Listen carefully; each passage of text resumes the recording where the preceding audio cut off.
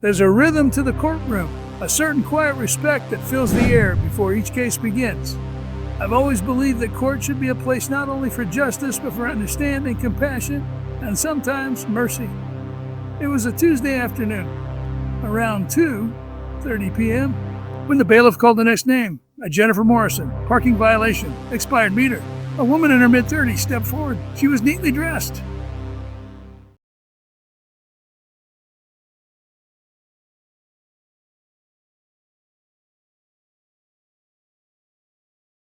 Jeans, a sweater, a large purse hanging from her shoulder.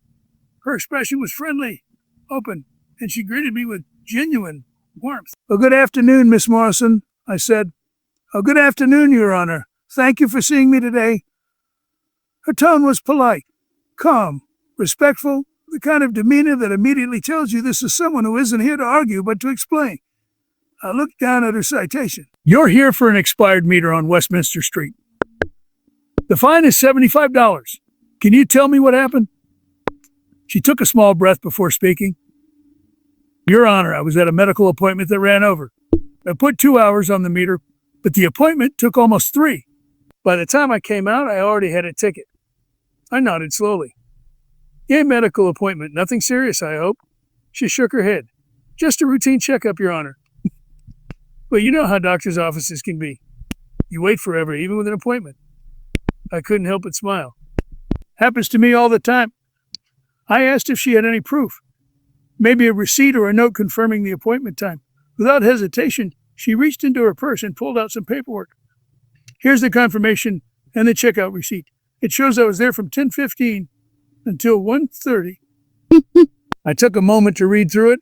Everything checked out. She had clearly planned her time responsibly. "So," I said, "your appointment was at 10:30 and you didn't leave until 1:30. You paid for 2 hours on the meter, correct?" "Yes, Your Honor," she replied. "But based on the appointment, I thought 2 hours would be enough. It's not uncommon. Life runs long sometimes, and I've always believed we should account for the human element in every case. Laws are important, but so is fairness." I looked at her again. "Miss Morrison, do you have a history of parking violations?" "Oh, no, Your Honor. This is my first one ever." "First in how many years of driving?" She smiled. "I've been driving for 18 years, Your Honor." That caught my attention. 18 years without a single ticket. That tells me something about her character. "Well," I said with a small nod, "that's an excellent record, Miss Morrison. It seems to me you were caught in an unfortunate situation. You had proof. You had good intent, and the delay was beyond your control." Her face brightened with relief. You could see the tension melt from her shoulders. She probably thought, "Finally, something going right today." "I can see this was an honest mistake," I continued.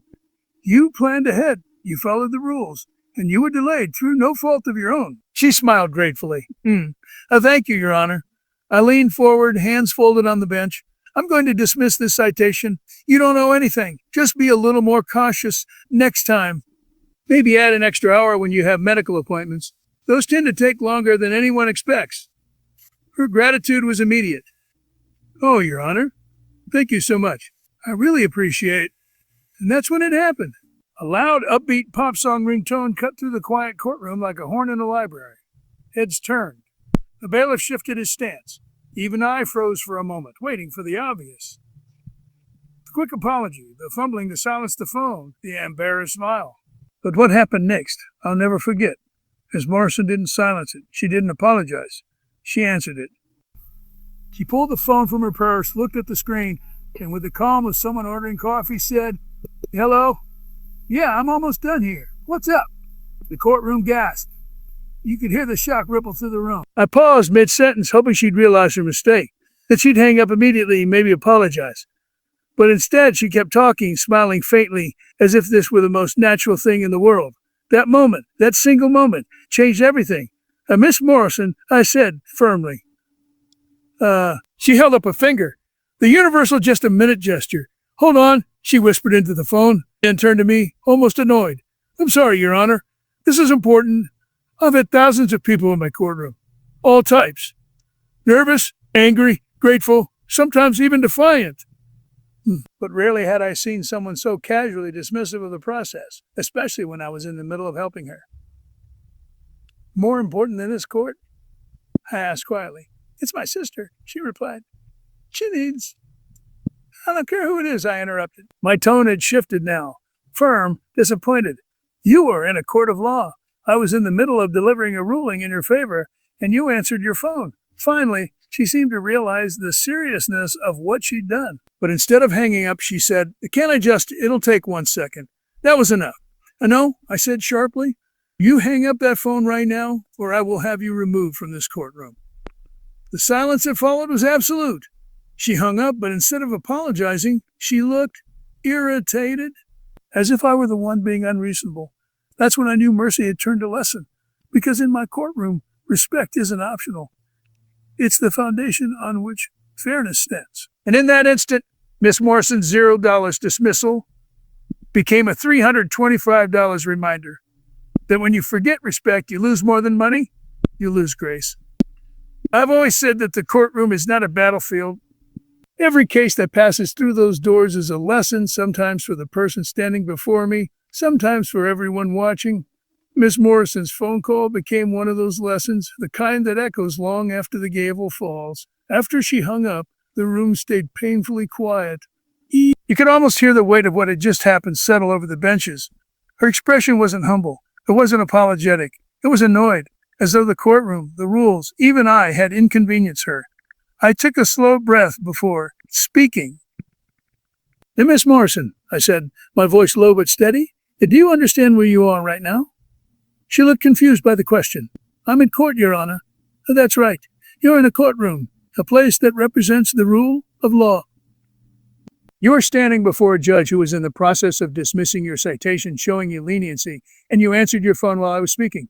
She shifted uncomfortably. Your Honor, I said I was sorry, but my sister. I raised a hand.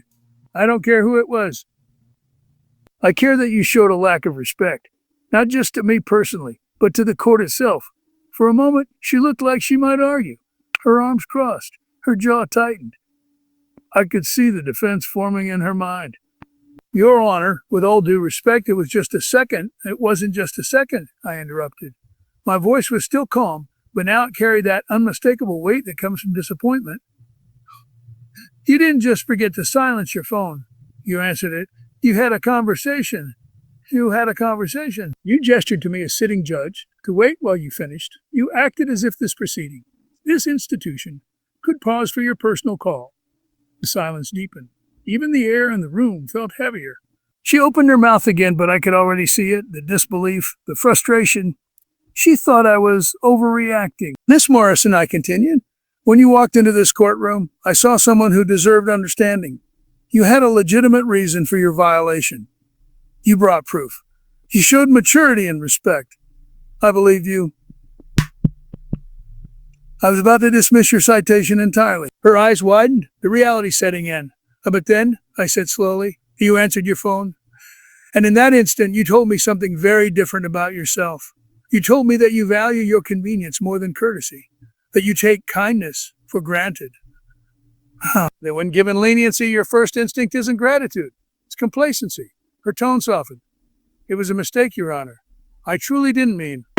I leaned forward slightly. Then, what did you mean? Because from where I sit, answering a personal phone call in the middle of court proceedings is the very definition of disrespect. She didn't answer. I took a breath, exhaled slowly. Miss Morrison, I want you to understand something important. When I show leniency, it's not weakness. Mercy is not something owed, it's something offered.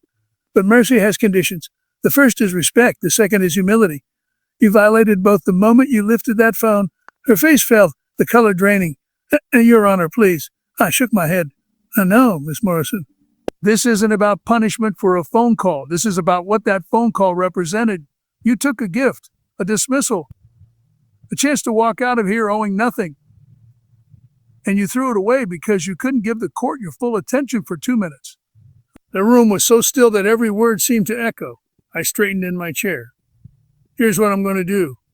The parking citation, $75, will not be dismissed. It will stand as issued. Additionally, for showing contempt of court by answering your phone during proceedings, I'm imposing an additional fine of $250. Her mouth fell open. $250.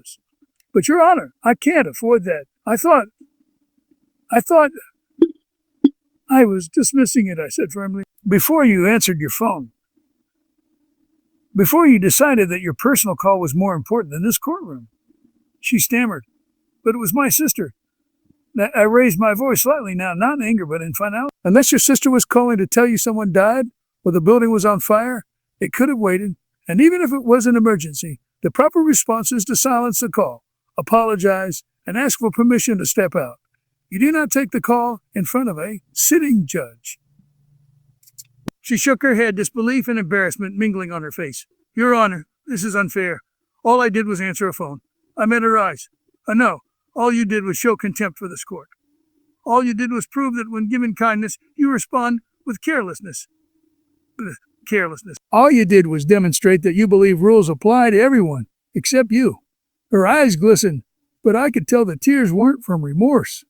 They were from shock. She hadn't expected the consequences to be real. I concluded quietly, the total fine is $325 due within 30 days. If you need a payment plan, see the clerk. She whispered, Please, Your Honor, I didn't mean. But I'd already made my decision. The gavel came down with a soft final thud. Court is adjourned. She stood there for a moment, frozen, the same woman who, minutes ago, had been smiling with relief, now staring in disbelief. And as she gathered her papers and turned to leave, I thought about how quickly grace can vanish when it isn't valued. Mercy is a privilege. Respect is a responsibility. And in my courtroom, neither can exist without the other. When the gavel fell, I thought that would be the end of it. The courtroom was silent, heavy with that unmistakable air that follows a lesson learned the hard way. Miss Morrison stood there motionless, still trying to process what had just happened. For a moment, I almost felt a twinge of pity. Not because of the fine itself, but because of what it represented. She hadn't just lost $75. She had lost an opportunity to walk out of that courtroom with her dignity intact in a story of grace. Instead, she would leave with a story of embarrassment. One she wrote for herself with a single phone call. But before I could even begin to move on to the next case, a quiet voice rose from the back of the courtroom. Your Honor, the voice said, polite but firm. May I say something? I looked up. An older woman had stood from the gallery, silver hair neatly pinned, glasses resting on her nose, posture straight and respectful. I could tell immediately that this wasn't a person looking for attention. This was someone who had lived enough life to know when a lesson was worth underlining. Yes, ma'am, I said, motioning for her to speak. Please, go ahead. She took a deep breath and looked toward Miss Morrison, who was still standing by the podium, her head bowed slightly. I'm 72 years old, Your Honor, the woman began, and I've seen a lot change in my lifetime. But one thing that's never changed, at least it shouldn't, is respect. When I was young, we were taught that when someone in authority is speaking to you look at them. You listen. You don't interrupt. You certainly don't take a phone call while they're talking. Her tone wasn't angry. It was disappointed. The kind of disappointment that carries more power than anger ever could. She turned toward Miss Morrison and continued, Young lady, I watched you answer that phone while the judge was being kind to you. You were about to walk out of here owing nothing. He was being merciful, and you repaid that kindness with disrespect. You deserved exactly what you got. Courtroom murmured in agreement. Heads nodded. Even the bailiff's expression softened with quiet approval. I listened, saying nothing. There are moments in a courtroom when a judge doesn't need to speak. The truth speaks for itself through the people it affects. When the woman finished, I nodded slowly. Oh, man, I said sincerely. Thank you, that was very well said, and I appreciate your perspective. She gave a small nod, then sat back down. I turned back to Miss Morrison. Do you hear what she said, Miss Morrison? That woman just expressed exactly why I changed my ruling. When authority shows you kindness, when you're given leniency, the only appropriate response is gratitude, not distraction, not entitlement, not a phone call. For the first time, I saw a shift in Jennifer's expression. The defiance that had lingered began to fade. Her eyes softened, her shoulders dropped. She whispered, I understand now, Your Honor. I nodded gently. I hope you do. Because this lesson cost you $325. It's an expensive education, but one that might save you from bigger mistakes in the future." She swallowed hard and gave a small nod. "Yes, Your Honor, I understand." As she turned and walked out of the courtroom, I could see that the weight of embarrassment had finally settled into realization. Some lessons don't hit you when you're standing at the podium. They hit you when you're walking away, when you have time to reflect on what could have been. After she left, the courtroom still felt charged with quiet energy. A few people whispered to each other, some shaking their heads, others simply thoughtful. I leaned back in my chair for a moment and looked around. "You know," I said to the room, "that woman who just spoke reminded me of something my father used to tell me when I was young. He said, 'Frankie, you don't need money to show respect. You don't need power to be polite. All it costs is humility.' And he was right. Somewhere along the way, we've started treating respect like it's optional, like it depends on whether or not we're in the mood for it." The gallery was quiet. Every eye was on. "When you come to court," I continued, "your phone should be off. Your attention should be on the proceedings. Because when you're standing here, it's not just about your case. It's about showing that you value the system that gives you a chance to be heard. If you can't give that system your focus for 5 minutes, what does that say about the world we're building?" The older woman smiled faintly, nodding in agreement. "I see people from all walks of life in this courtroom," I said. "Some are struggling single parents, some are veterans, some are students who made a mistake, but every one of them deserves respect, and in return, the court deserves it too. That's the exchange that keeps this whole thing fair." As I spoke, I saw heads nodding again, not out of fear or agreement, but out of recognition. People understood. They saw that this wasn't about a fine. It was about values. The bailiff began preparing the next case file, but before we moved on, I looked up once more and said, "Let that be a lesson to all of us, myself included. Patience and respect go hand in hand. When one disappears, the other tends to follow." And with that, I tapped the gavel gently. "A next case, please."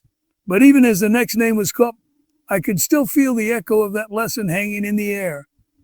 Because in that courtroom, it wasn't just Jennifer Morrison who learned something. We all did.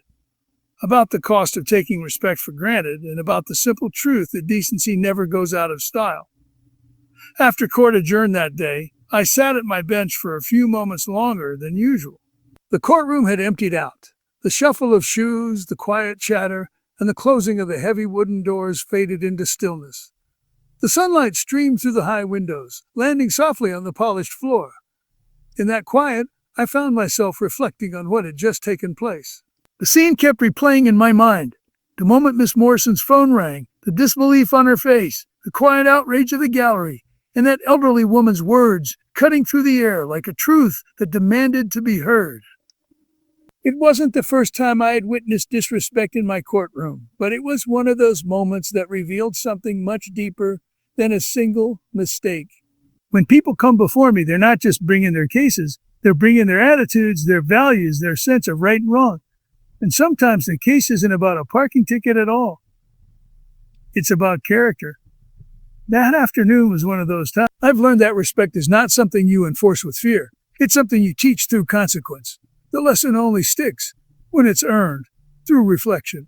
And I could tell that from Miss Morrison. That reflection was going to come later. Maybe in her car on the way home. Maybe when she told her sister about what happened. Maybe when she looked at that fine notice and remembered the humiliation of being scolded in public. But I hoped it would go deeper than that. I hoped she'd understand why it mattered. Because it wasn't about the ringing phone. It wasn't about noise or distraction. It was about presence. The willingness to be where you are. Fully. In that moment, she wasn't in court. She was halfway between two worlds. 1 foot in her personal life, 1 in front of the law. And that split-second choice showed exactly where her priorities lay. Later that week, a man came up to me in the hallway after another session. He looked to be in his 40s, maybe a teacher or a counselor. He said, "Your Honor, I was in the courtroom the day that woman answered her phone. I just wanted to tell you what you did, the way you handled it. That was exactly the kind of message I wish more young people could hear." I smiled, grateful, but humble. "I appreciate that," I told him. "But I wish she hadn't forced me to do it." He laughed softly. "Sometimes people don't learn until they're embarrassed, Judge. You gave her a lesson that'll probably stick longer than any fine." His words stayed with me because he was right. Embarrassment can be a teacher, not the cruel kind, but the necessary kind, the kind that forces you to look inward. The next day, a letter arrived at the courthouse. It was from a woman named Cynthia Reynolds, the same elderly woman who had spoken up in the courtroom. Her handwriting was neat and elegant, the kind you don't see much anymore. She wrote, "Your Honor, thank you Your Honor, thank you for allowing me to speak. It's rare these days to see accountability met with fairness and dignity. I was proud to see that in your courtroom. My father always said disrespect never travels alone. It always brings regret with it. I think Miss Morrison learned that lesson. I read that letter twice. It reminded me of something my own father used to tell me when I was a boy in Providence. Frankie, he'd say, you treat everyone with respect, not because of who they are, but because of who you are. That was his philosophy. You didn't earn respect by demanding it. You earned it by showing it first. And that's something I try to live by in court. Every person who stands before me, whether they've made a mistake, broken a rule, or simply been in the wrong place at the wrong time, they deserve to be treated with dignity. But dignity is a two-way street. When you disrespect the process, you're not just disrespecting a judge, you're disrespecting everyone who's waiting their turn, everyone who believes in the idea of fairness. The courtroom isn't about me. It's about the system, the people, and the shared understanding that justice can only exist when we all agree to play by the same rules.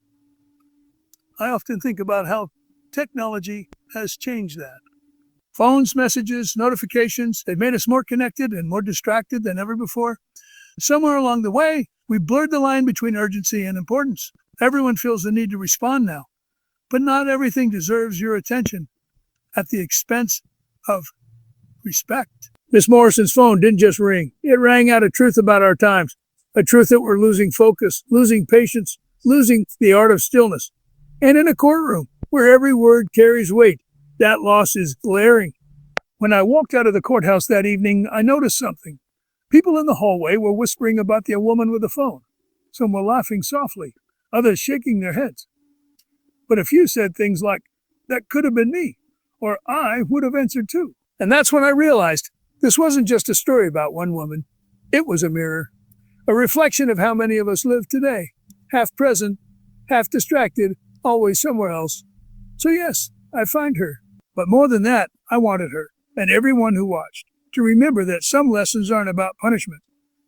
They're about presence. They're about the value of a moment, the respect due to it, and the grace of paying attention.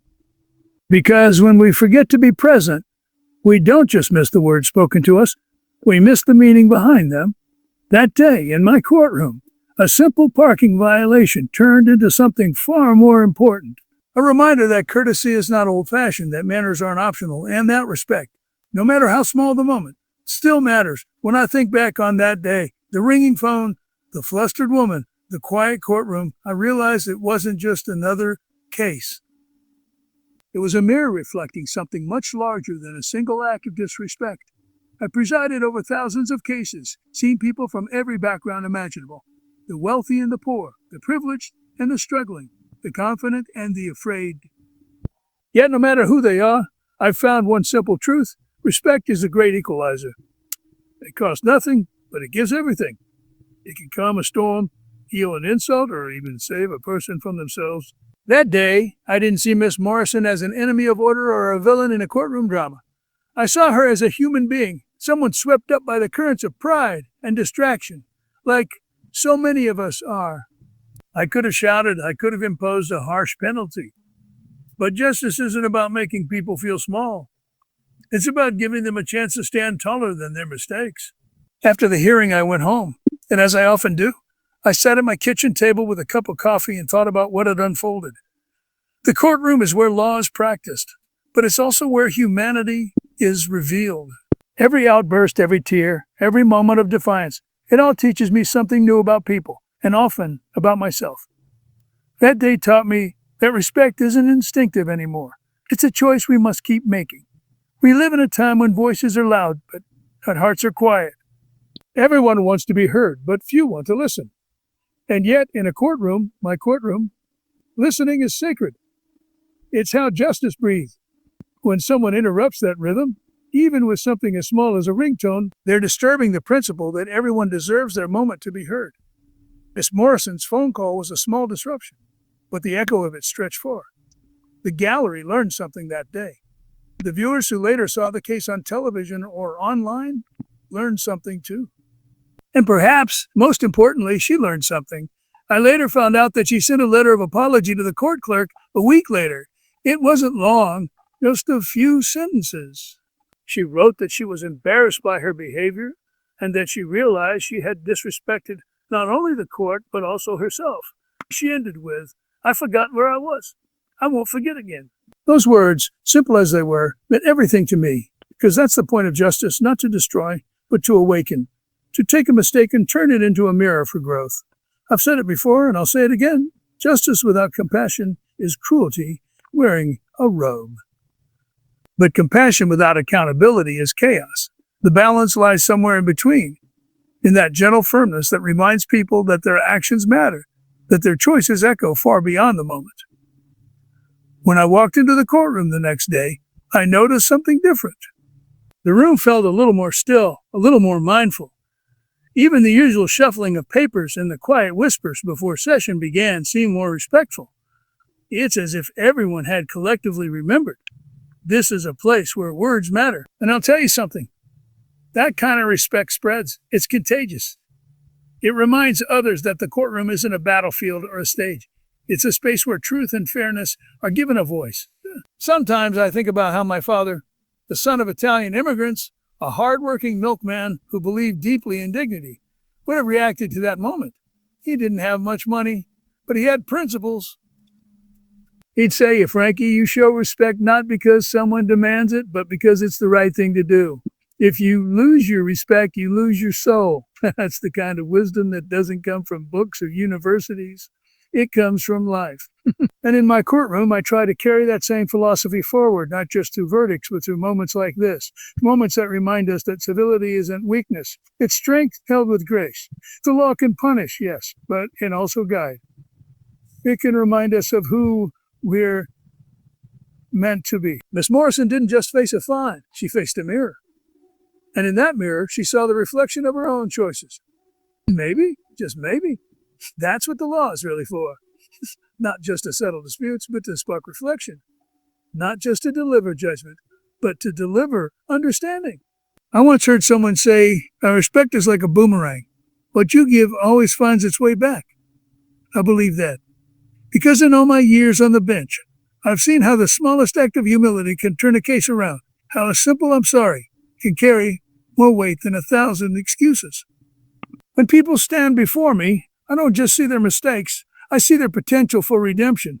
And in moments like the one with Miss Morrison, I see the delicate, difficult beauty of human imperfection.